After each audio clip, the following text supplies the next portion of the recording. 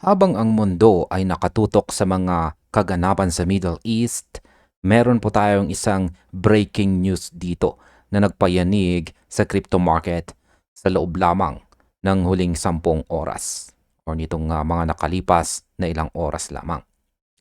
Ayon po kasi dito sa balita natin dito kay CoinGape ay biglang humataw ang presyo ni Bitcoin at ang buong market dahil po sa mga signal na posibleng matapos na ang giyera sa pagitan ng Iran at saka ang United States. Kaya pasabog po tayo dyan mga kakripto. Ayan, itong si XRP, daily chart time frame po ito. Nakikita natin na kahapon ay bumuo po siya ng isang green candle or bullish candle. Kaya umangat po siya. Ngayon ay check naman po natin dito kay Bitcoin. Ganun din. Si Bitcoin ay bumuo na rin ng isang bullish candlestick. Kaya mukhang naging maganda po ang impact ng ating balita na siyang ating pag-uusapan sa video na ito. Kaya yan, balikan po natin ang ating balita. Ayan, basahin po natin ang kanilang title dito, Breaking News. Bitcoin price rallies as Iran signals readiness to end war with guarantees. Ayan, with guarantees or garantisado daw po. Ibig pong sabihin ay matatapos na daw talaga ang giyera na ito. Inihayag ni Iranian President Masoud Pezeshkian na handa po silang tapusin ang gulo basta't makakakuha sila ng security guarantees. Yan po ang kanilang kahilingan, security guarantees. Sinabayan pa ito ng pahayag ni President Donald Trump na naniniwala siyang matatapos na ang giyera sa Iran very soon. Ayan, very soon daw. At syempre, ang naging epekto nito ay si Bitcoin ay lumipad po sa $68,000 at maging ang ating paboritong asset na si XRP ay nagpakita na rin ng sinyales ng buhay. Kaya yan, pag-uusapan po natin dito ang balitang ito na itatapat po natin sa ating daily chart para malaman po natin kung ito na ba ang tunay na reversal na hinihintay nating lahat. Ayan, pag-usapan po muna natin itong si Bitcoin. Itong si Bitcoin ay umakyat po ng mahigit 2% mula sa kanyang intraday low na nasa ibaba po ng $66,000. Ngayon sa kasalukuyan, si Bitcoin po ngayon ay kitang-kita natin na naglalaro na po sa presyong 68,059.96. Pero sa ating chart, malapit na po siya sa ating trend resistance dito. Malapit na po siyang bumangga rito. At hindi natin alam kung magagawa niyang basagin yan or siya ay magkakaranas ng rejection yan. Kung makakaranas siya ng rejection yan, syempre ay bababa siya. Pero kung mababasag niya yan, magpapatuloy po siya sa kanyang pag-angat. Ayan. Ngayon, ang rally po na ito ay direktang reaction sa balita na ang US at ang Iran ay nasa seryosong negosasyon na po. Kahit may mga demand pa ang Iran, gaya po ng reparations at soberanya sa Strait of Hormuz, ang market po ay optimistic. Isipin po ninyo, pati ang presyo ng langis o Brent crude ay bumagsak po sa $105 dahil po sa pag-asang magkakaroon ng de-escalation. Ayan. Ngayon ay dito na po tayo sa aking opinion naman tungkol dyan. Ayan. Mag-focus po tayo dito sa daily chart time frame ni XRP. Ayan. Sa XRP kasi mas paborito natin itong si XRP kung kaysa kay si Bitcoin. Ayan. Kaya dito na lang tayo. Ayan. Si XRP. Ang XRP na po natin ay kasalukuyang nasa presyong 1.34. Ayan. Naglalaro po siya dyan. Kung mapapansin po natin dito sa ating chart, ang yesterday's candlestick po natin o ang nabuong candlestick natin kahapon ay malinaw po na bullish. Ayan. Lapit lamang po natin para makita natin. Kapag sinabi po nating bullish, ay isa po itong green candle. Bearish naman kapag kulay red. Ayan. Ngayon ay ito po ay isang napakagandang sinyales dahil ang nakaraang mga 5 candlestick dito ay paulit-ulit na nakakakuha ng rebound sa ating major support dito na 1.3211. Ayan. Ibig pong sabihin, ang 1.3211 ay isa po itong concrete floor or matigas na sahig. Sa loob po ng 5 araw na ito, sinubukan po ng mga bears na wasakin ang support na ito pero laging may sumasalo. At ngayon, na ang presyo ng XRP ay nasa 1.34 na tayo, nakikita po natin ang bunga ng institutional accumulation na pinag-usapan natin dati. Pero kailangan nating maging maingat sapagkat yung ating Hall-Sweet indicator naman dito ay nananatiling red at naka-curve ng pababa. Ayan, sa mga baguhan lamang po rito, kung sinabi po nating Hall-Sweet indicator ay ito po yung aking tinutukoy. Ayan, yung linya na ito na kumakapal at nagbabago ng kulay na green at saka red. Kapag green, bullish signal po yan. At kapag red naman, ay bearish signal. Kaya dahil red po ito ay bearish po ang may control sa market.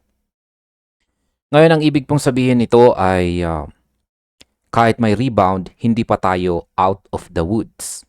Ang downward curve na ito ng ating Hall-Sweet indicator dito ang nagsisilbing air resistance na pumipigil sa atin na lumipad agad. Kailangan po nating makita ang ating Hall-Sweet indicator dito na mag-flatten bago natin masabing safe na tayo sa anumang biglaang pagbuhos. Ayan. Ang isa pang mahalagang balita ay ang pagluwag po ng trapiko sa Strait of Hormuz. Ayan. Mula po sa 5 oil vessels, umakyat na po ito sa 7 bawat linggo. Ang pagdaloy po ng langis ay nangangahulugan ng pagbaba ng tensyon. At sa mundo po ng finance, ang less tension ay katumbas po ng more risk on appetite. Kahit ang mga traders sa poly market ay 38% pa lang ang tiwala sa ceasefire. Ang price action po ay nagsasabi naman ng ibang kwento. Kaya balikan po natin ang ating XRP daily chart dito para ipaliwanag naman po natin kung ano ang ipinapakita or ibinibigay na palatandaan ng ating QQE mod indicator dito sa ibaba.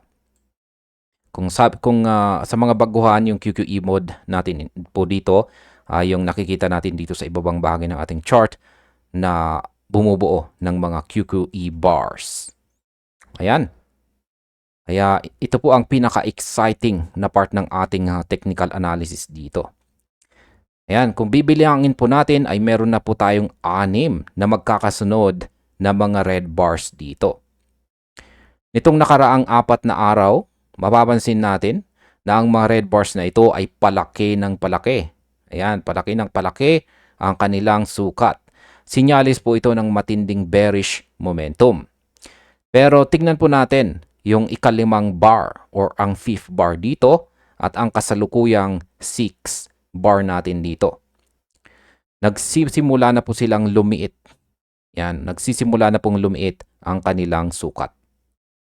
Kaya sa technical terms, tinatawag natin itong momentum exhaustion or napapagod na po ang momentum. Ibig sabihin ang mga sellers ay napapagod na. Kaya ang pagliit po ng red bars dito sa ating QQE mod indicator habang nagkakaroon po tayo ng rebound dito sa 1.3211 support ay isa po itong classic reversal signal.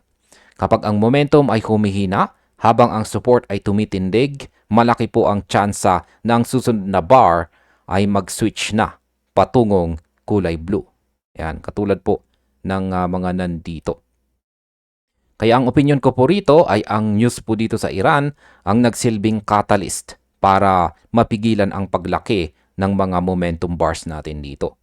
Kung magpapatuloy po ang de-escalation, asahan po natin ang bullish cross dito sa ating QQE mode sa loob ng susunod na 48 hours hanggang 72 hours. Yan, pag-usapan naman po natin ang Trump factor at ang Strait of Hormuz. Ayan, sinabi po ni Pangulong Donald Trump na hindi po niya nakikita ang dahilan kung bakit kailangan pang manatili ang US sa Iran dahil nakamit na raw nila ang layunin na matiyak na walang nuclear weapons ang bansa. Ang pahayag na ito ay nagbigay po ng confidence boost sa mga investors.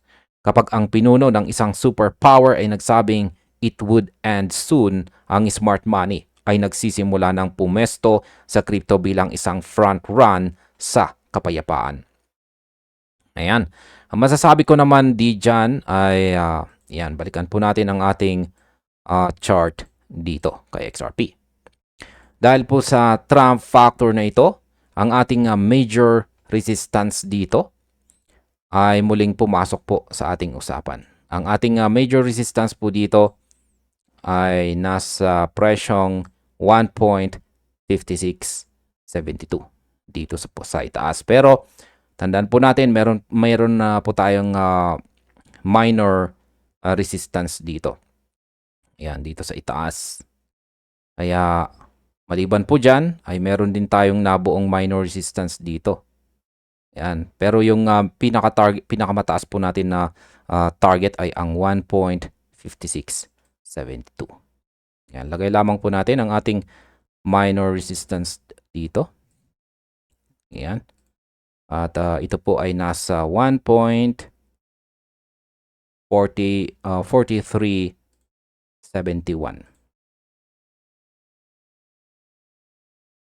Ayan. Kaya kailangan muna niyang lampasan ang ating dalawang mga resistance dito bago po niya marating ang ating major resistance na 1.5672. Ayan. Sa kasalukuyang presyo na $1.34, mayroon po tayong sapat na room run. Ayan, may sapat po na room run. Pero kailangan po nating bantayan ang ating next major support na nasa 1.2234. Ayan, adjust po natin. Ayan, yan naman po yung nandito sa pinaka ibaba na horizontal line. Yan po ang ating second or ikalawang major support dito. At ngayon ay bakit kailangan nating bantayan ito? Ayan, ito po ay dahil sa trading, laging may plan B. Kung sakaling hindi po matuloy ang ceasefire o magkaroon po ng April Fool's twist sa negosasyon, ang 1.2234 ang susunod nating babagsakan. Ngunit sa ngayon, ang mas matimbang po ang bullish case. Ang 5-day rebound po dito sa 1.3211 ay nagpakita ng market resilience. Kaya ang masasabi ko po sa sitwasyong ito ay ang mga institution ay ginagamit ang 1.3211 area para mag-build ng long positions habang hinihintay ang formal na pirmahan ng ceasefire. Ang 1.5672 resistance ay hindi na mukhang imposible. Isipin po ninyo mga ka-crypto. Kung si Bitcoin ay nakabalik po sa 68K, si XRP ay may lagging effect na pwede pong magdala sa atin sa itaas ng 1.50 na presyo sa oras na mag-green ang ating Hall Suite indicator dito. Ngayon ay pag-usapan naman po natin ang oil prices laban sa crypto momentum. Ayan. Ang pagbagsak po ng Brent crude sa presyong $105 at ang WTI sa $101 ay isa pong macro gift para sa crypto. Karaniwan kapag bumabagsak po ang presyo ng enerhiya, bumababa ang inflation expectations na nagbibigay po ng dahilan sa mga central banks na maging mas dovish. Ito po ang perpektong environment para sa mga assets gaya po ni XRP. Ang Strait of Hormuz negotiations ay ang key o susi sa global liquidity ngayong buwan. Ayan.